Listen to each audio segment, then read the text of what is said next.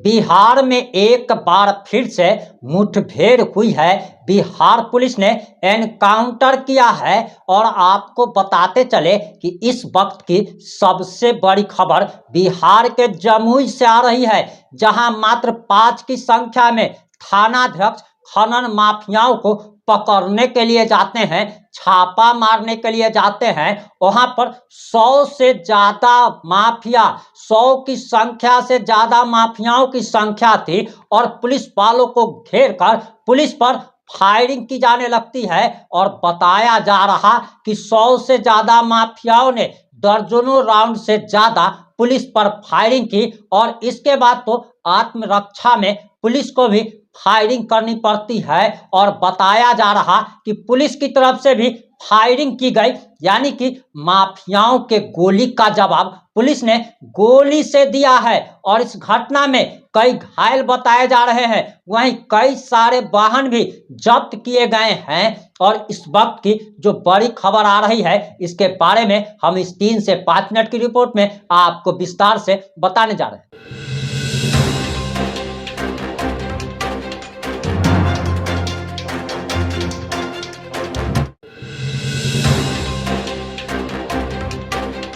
नमस्कार, मैं प्रिंस कुमार सिंह और आप देख रहे हैं पॉजिटिव इंडिया। अगर अभी तक आपने चैनल को सब्सक्राइब नहीं किया है तो खबरों से अपडेट रहने के लिए कृपया चैनल को सब्सक्राइब कर लीजिए। और जो लोग भी ऑलरेडी कर चुके हैं उन तमाम लोगों को सही हृदय धन्यवाद। अब वापस आते हम अपनी खबर पर, और जमुई से इस वक्त की बड़ी खबर आ रही है, जहां 100 से ज्यादा की संख्या में माफिया 5 पुलिस वालों को घेर लेते हैं और पुलिस पर फायरिंग होने लगती है। इसके बारे में हम आपको आगे बताने जा रहे हैं, लेकिन सबसे पहले प्रशासन की तरफ से जो बयान आया है, सबसे पहले आप प्रशासन का ये बयान सुनिए। पुलिस ने क्या कार्रवाई की? आज 1 मार्च 2025 को मलयपुर थाना अंतर्गत एक घाट है, अवैध घाट है, पतौना घाट। उस पर सशस्त्र बलों के द्वारा अवैध बालू उत्खनन के विरुद्ध छापेमारी की जा रही थी। छापेमारी के क्रम में घाट पर 7-8 अवैध बालू उत्खनन करते हुए ट्रैक्टरों को पुलिस द्वारा घेराबंदी की गई थी। इसी क्रम में अवैध उत्खनन करने वाले अपराधियों के द्वारा 9 से 10 राउंड की फायरिंग की गई। पुलिस द्वारा जवाबी कार्रवाई में आत्मरक्षार्थ 5 राउंड की फायरिंग करते हुए सभी अपराधियों को खदेड़ा गया है और इस क्रम में एक अवैध बालू उत्खनन में संलिप्त ट्रैक्टर को भी पकड़ा गया है। घटनास्थल पर विधि व्यवस्था की स्थिति पूर्णतः सामान्य है।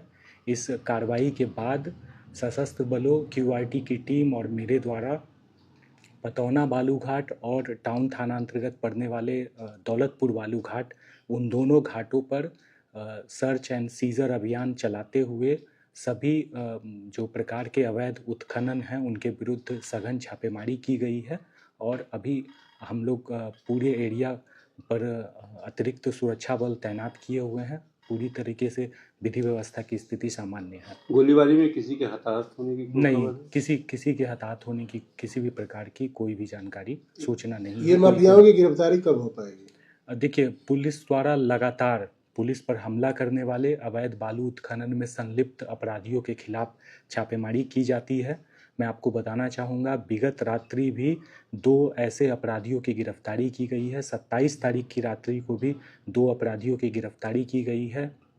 बरहट थाना अंतर्गत भी पुलिस पर हमला के केस में संलिप्त 3 लोगों की गिरफ्तारी सुनिश्चित की गई है। जमुई पुलिस द्वारा लगातार इस तरह के तत्वों को गिरफ्तार कर कानून का रास्ता दिखाया जा रहा है। आगे भी यह कार्रवाई जारी रहेगी। पुलिस द्वारा कार्रवाई की जा रही है, लेकिन अवैध खनन रुकने का नाम क्यों नहीं ले रहा? क्या इसमें पुलिस की भी मिलीभगत है कुछ लोगों की? पुलिस की किसी भी प्रकार से इस तरह के कार्यों में किसी भी स्तर पर कोई संलिप्तता नहीं है। और साथ ही साथ मैं आपको बताना चाहूँगा कि जमुई में अवैध बालू उत्खनन के खिलाफ पुलिस की कार्रवाई महीने दर महीने बढ़ती जा रही है। हम लोग अपनी कार्रवाई में सख्ती भी ला रहे हैं और साथ ही साथ जो छापेमारी की संख्या, गिरफ्तारी की संख्या, उसमें भी हम लोग लगातार बढ़ोतरी कर रहे हैं। जैसे जो गोलीबारी हुई तो क्या घटनास्थल से कुछ खोखे बरामद हुए हैं?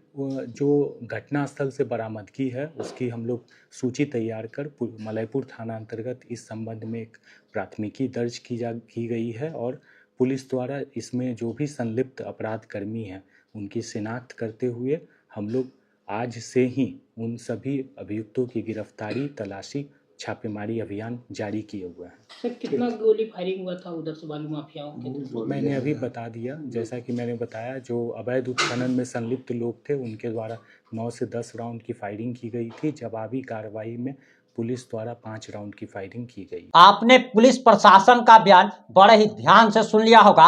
अब मीडिया रिपोर्ट्स के अनुसार जो जानकारी आ रही है, दरअसल उसके अनुसार बताया जा रहा कि जमुई के मलयपुर थाना क्षेत्र में अवैध बालू खनन के खिलाफ कार्रवाई के दौरान पुलिस और बालू माफियाओं के बीच मुठभेड़ हो गई है और मलयपुर थाने के अपर थानाध्यक्ष महेश सिंह को गुप्त सूचना मिली थी कि पटौना और दौलतपुर घाट के बीच अवैध बालू की तस्करी की जा रही है। पुलिस टीम ने मौके पर पहुंचकर देखा कि 3 ट्रैक्टर से बालू का अवैध खनन किया जा रहा है। इस दौरान 2 ट्रैक्टर चालक भागने में सफल रहे। पुलिस ने दौलतपुर निवासी सिंटू यादव का ट्रैक्टर जब्त कर लिया है और ट्रैक्टर को थाने ले जाते समय एक बुलेट और 2-3 बाइक पर सवार बालू माफिया पिस्तौल और देसी कट्टा लेकर पहुंच जाते हैं और करीब 100 से ज्यादा माफिया एक एक कर पहुंचते हैं और अपर थानाध्यक्ष और 5 पुलिस जवानों को घेर लेते हैं और माफिया ने पहले गोलीबारी शुरू कर दी। यानी कि 5 पुलिस वालों पर 100 माफिया। आप सोच लीजिए कि एक पुलिस वाले पर 20-20 माफिया। आखिर उस समय पुलिस की कैसी स्थिति रही होगी। और बताया जा रहा कि माफियाओं द्वारा दर्जनों राउंड फायरिंग की गई और इसके बाद पुलिस को भी आत्मरक्षा में फायरिंग करनी पड़ी। वहीं बताया जा रहा कि माफिया की तरफ से दर्जनों राउंड, वहीं पुलिस की तरफ से 6 राउंड गोलीबारी की सूचना रही है। गोलीबारी के बाद बालू माफिया हथियार लहराते हुए भागने में सफल रहे हैं। वहीं अब ये भी सवाल उठ रहा है कि खनन मंत्री जो कि अब भूतपूर्व हो चुके हैं, विजय कुमार सिन्हा, जो कि बिहार के डिप्टी सीएम हैं, उन्होंने कहा था कि खनन जो है अब उस पर पूर्ण तरीके से अब कुछ भी नहीं हो रहा है।